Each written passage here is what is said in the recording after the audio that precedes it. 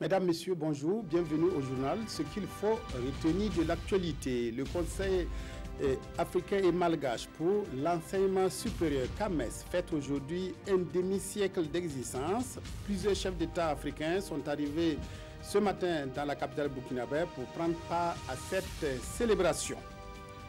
Le chef du gouvernement espagnol Mariano Rajoy, renversé par une motion de censure après 6 ans au pouvoir, conséquence du scandale qui éclabousse le Parti populaire majoritaire au Parlement espagnol. 3 chefs d'État sont arrivés ce matin à Ouagadougou pour prendre part au jubilé d'or du CAMES, le Conseil africain et malgache pour l'enseignement supérieur. Les présidents guinéens Alpha Condé, tchadien Idriss Déby Itno et togolais Faure Gnassingbé ont été accueillis à leur descente d'avion par leur homologue burkinabé Roch-Marc Christian Kaboré et par le ministre des Affaires étrangères Alpha Bari. Reportage Alidou Badini, Bouma Ernest Nebié. Après l'arrivée hier du président sénégalais Macky Sall, c'est Alpha Condé, le président de la Guinée-Conakry, qui a été le premier à fouler très tôt ce matin le sol burkinabé. Après lui sont arrivés successivement à 8 heures le président de la République du Tchad Idriss Déby et celui du Togo Faure Gnassingbé. Accueillis dans une ambiance bon enfant par le président du Faso Roch-Marc Christian Kaboré et son ministre en charge des Affaires étrangères, ils ont marqué une petite pause au salon d'honneur. Ces présidents africains sont là pour prendre part ce jour à la commémoration du jubilé d'or du Conseil africain et malgache pour l'enseignement supérieur, CAMES. Nous reparlerons de ce jubilé d'or avec les diverses manifestations prévues aujourd'hui à Ouagadougou. Le Premier ministre a présidé ce matin une séance de travail avec les premiers responsables du Millennium Challenge Corporation, avec à leur tête la vice-présidente du MCC, qui est Kim. Le deuxième compact sera consacré essentiellement à l'énergie avec la mise en œuvre d'importants projets. Il s'agit notamment de la formation professionnelle dans le domaine de l'énergie et de la production en quantité et à moindre coût de l'énergie. Nongoba Kouda Mounira Kéré. Les travaux tendant à la signature du deuxième compact entre le Burkina et le Millennium Challenge Corporation sont en bonne voie. La troisième phase est amorcée et les projets sont identifiés. Une équipe venue de Washington entame une séance de travail avec le Premier ministre et quelques membres du gouvernement. Il s'agit de discuter autour des progrès enregistrés pour la signature du deuxième compact en 2019. On attend avec impatience de signer ce compact avec le gouvernement du Burkina Faso l'année prochaine. Et on espère que ce compact va adresser la réduction de la pauvreté à travers la croissance économique. Le deuxième compact est essentiellement focalisé sur le secteur de l'énergie. L'ensemble des acteurs ont retenu 3 grands projets. Le premier, c'est sur l'efficacité du secteur. Là, c'est des réformes et des renforcements de capacités. Ce projet-là va viser essentiellement la formation du personnel qualifié dans le domaine de l'électricité.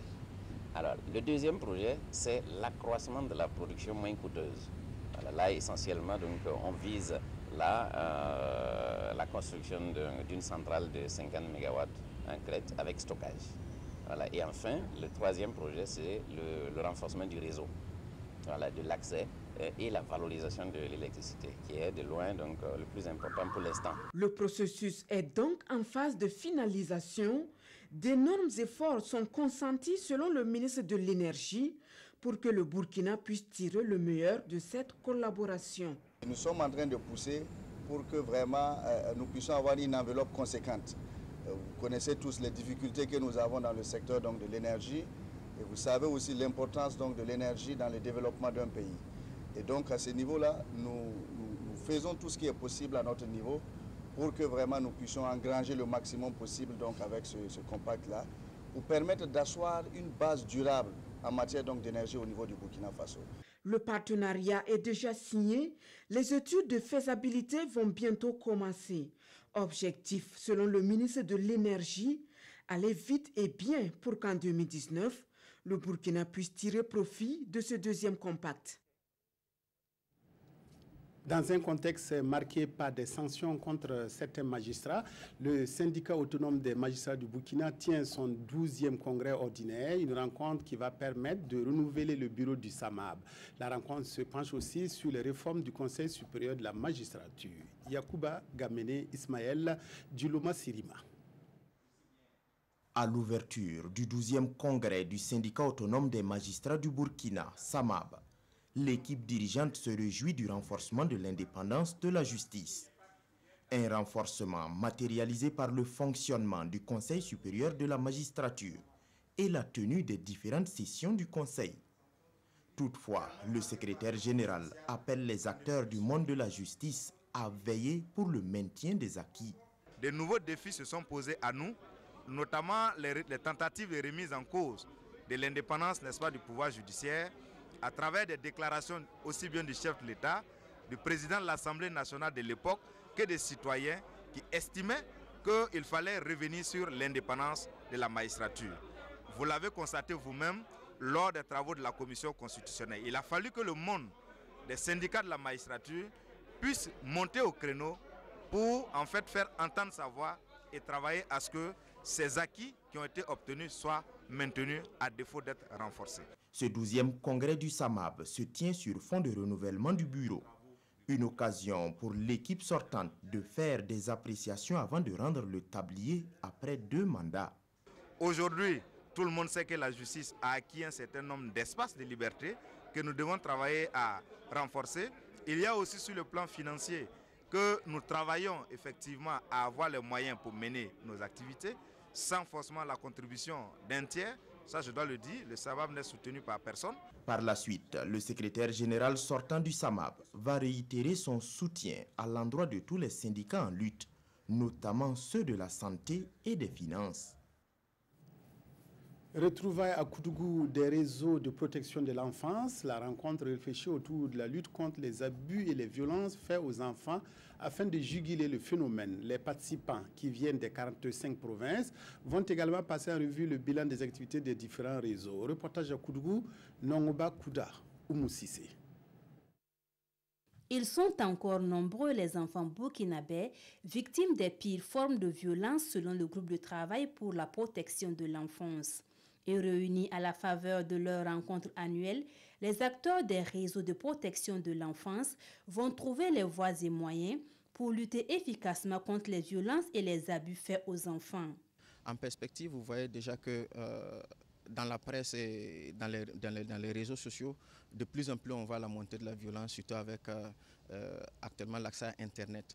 Le défi, c'est que nous puissions vraiment donner les capacités aux enfants eux-mêmes de pouvoir se défendre en termes de connaissance de leurs droits, de pouvoir dénoncer les violences qui leur sont faites. Donner aussi la capacité aux acteurs de protection de l'enfant pour qu'ils puissent savoir quel est leur rôle et en cas de limite, savoir à qui les référencer. Et nous espérons que d'ici 2020, la situation sera améliorée et que tous les enfants au Burkina Faso seront protégés. Selon toujours Josué Ango, 50% des enfants de la rue y seront retirés d'ici 2020, comme le veut le président du Faso. Et les stratégies sont le retrait, la prise en charge et la réinsertion de ces enfants dans leur famille et dans la société. À cette rencontre de Koudougou, ces acteurs vont également passer en revue le bilan des activités des différents réseaux et jeter les bases de leurs actions futures. Le temps est propice pour parler des résultats des prévisions saisonnières qui sont désormais connus. Pour cette année, la météo annonce des prévisions qui vont de l'excédentaire au centre-ouest à déficitaire pour l'ouest et le sud-ouest pour la période juin-juillet-août. Pour juillet-août-septembre, il est attendu une situation similaire sur la majeure partie du pays, excepté l'extrême sud-ouest du Burkina. Isaka Ouedraogo, Ernest Kambiré. C'est désormais officiel. Pour 2018, les prévisions météorologiques annoncent un cumul pluviométrique excédentaire anormal sur l'ensemble du Burkina. Toutefois, exception est faite pour la partie ouest et sud-ouest du pays où il faudra s'attendre à une situation déficitaire probable pour cette saison pour les périodes juin, juillet, août et juillet, août, septembre. En français facile, les zones qui sont situées à l'extrême sud du Burkina pour la période juin, juillet, août et juillet, août, c'est pour toute la campagne 2018-2019. Pour le moment, pour la prévision qui vient d'être exception faite pour les mises à jour, s'attendrait à des situations de déficit pluviométrique. Comparé à l'année passée, ce serait à peu près la même situation dans la zone, où des situations déficitaires ont été observées sur la partie extrême sud, ouest du pays. Et cette année aussi, les prévisions indiquent cela. Les prévisions sur l'installation de la saison indiquent quant à elles un début normal à tendance tardive sur l'ensemble du pays. Et en termes de conseils, les experts de la météo appellent les usagers, notamment les producteurs, à en tenir compte. En termes de conseils, on pourrait leur demander d'utiliser des semences améliorées, des variétés améliorées, qui soient résistantes au port de sécheresse.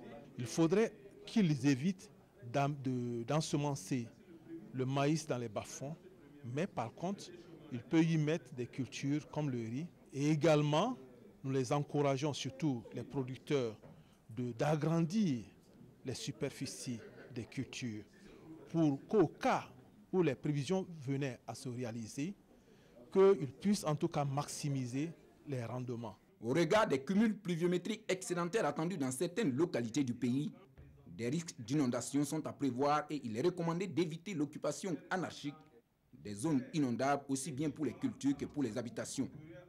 Pour 2018, la météo prévoit des niveaux élevés de risque de choléra, de paludisme, de dengue et d'infections diarrhéiques dans les zones humides. Vous savez aujourd'hui que toutes les activités de l'homme sont en tout cas tributaires des aléas climatiques.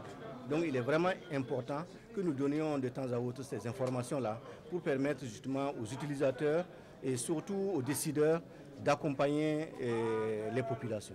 Outre les séquences sèches moyennes à prévoir au cours de la saison, il est recommandé en termes de valorisation des opportunités de développer des techniques de collecte, de conservation des eaux de pluie et de réduction des ruissellements dans les places exposées à l'érosion hydrique. Les commerçants sont montés hier une nouvelle fois au créneau pour dénoncer les grèves et autres sittings des agents du ministère de l'économie et des finances. Une coalition de structures syndicales et associatives de commerçants appelle les autorités et les grévistes au dialogue afin de trouver une solution qui permette à tout un chacun de mener normalement ses activités. Paul David Bambara, Nathalie Savadogo. La coalition des structures syndicales et associatives des commerçants du Burkina Faso s'inquiète de la situation économique morose qui prévaut en ce moment dans le pays. Elle pointe du doigt les attaques répétées, mais aussi et surtout les grèves intempestives et les sittings à répétition des agents du ministère de l'économie et des finances qui freinent, selon elle, la réalisation de ces activités. La situation qui prévaut actuellement dans les régimes financiers n'est en soi guère bénéfique, même si elle revêt un caractère légitime. Elle présage en effet des tensions financières importantes avec des conséquences dommageables pour le consommateur et les acteurs économiques. C'est pourquoi notre coalition lance un appel aux syndicats du Minefid de mettre fin à ces mouvements et débrayage et penser à autre forme de lutte moins condamnable que celle menée actuellement. Pour la coalition, l'intérêt du Burkina Faso doit être au-dessus de toute lutte corporative. Elle fonde l'espoir qu'un cadre de dialogue social sera trouvé pour résoudre les différentes crises, toute chose qui va lui permettre de mener à bien ses activités. À Madrid, n'est pas Zidane qui veut partir avant que l'on ne vous chasse. Mariano Rajoy, le chef du gouvernement espagnol, a été renversé ce matin par une motion de censure initiée par le socialiste Pedro Sánchez. Rajoy paie le prix fort du scandale qui a éclaboussé son parti, le PPP, majoritaire à l'Assemblée nationale. Après 6 ans de pouvoir, il cède son fauteuil à l'homme qui est à l'origine de cette motion de censure, Pedro Sánchez, le dirigeant du PSOE.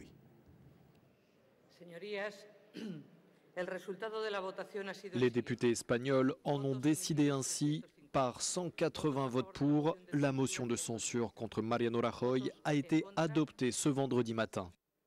Le chef du gouvernement conservateur a donc été renversé après plus de 6 années au pouvoir en Espagne.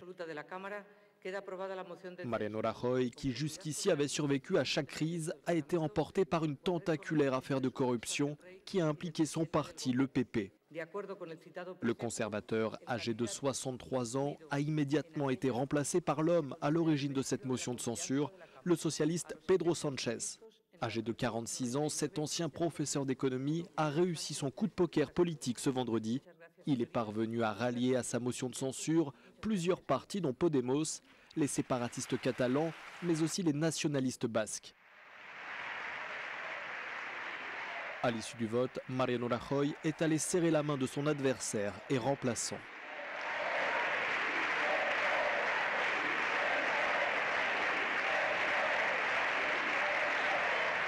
Pedro Sanchez, le nouveau chef du gouvernement espagnol, souhaite désormais faire adopter des mesures sociales avant de convoquer des élections par la suite, comme il l'a promis. Pour l'instant, son parti, le PSOE, ne dispose que de 84 députés sur 350 à la Chambre. La suppression de la peine de mort votée hier par l'Assemblée nationale est à la une des journaux de ce vendredi. Les confrères s'intéressent aussi à la leçon de démocratie donnée par le président nigérien. La revue de presse avec Touebom Evelyne Dabiri. 42 voix contre et 83 voix pour, l'Assemblée nationale a adopté ainsi hier jeudi le nouveau code pénal burkinabé, informe aujourd'hui au Faso. CEDEAO rappelle qu'avant les votes, les débats ont été houleux entre les députés favorables à l'abolition de la peine de mort et les partisans de cette peine. Le timing pour l'adoption de ce nouveau code pénal à cette période précise est on ne peut plus suspect, affirme l'observateur Palga, car elle intervient à 2 semaines du délibéré sur la demande d'extradition de François Compaoré. Mais la levée de cet écueil sera-t-elle suffisante pour avoir gain de cause, s'interroge ce journal. Réponse dans pas très longtemps, le temps que le président du Faso promulgue la nouvelle loi, poursuit ce journal. Au Niger, ce qui se passe aujourd'hui sort suffisamment de l'ordinaire pour être souligné, relève le pays.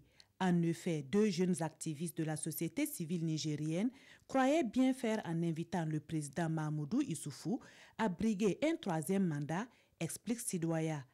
Mal leur en a pris car ils ont été interpellés le 26 mai, puis inculpés et jugés hier jeudi 31, poursuit ce journal. Mais qui sont les tenants et les aboutissants de leur initiative, s'interroge le pays.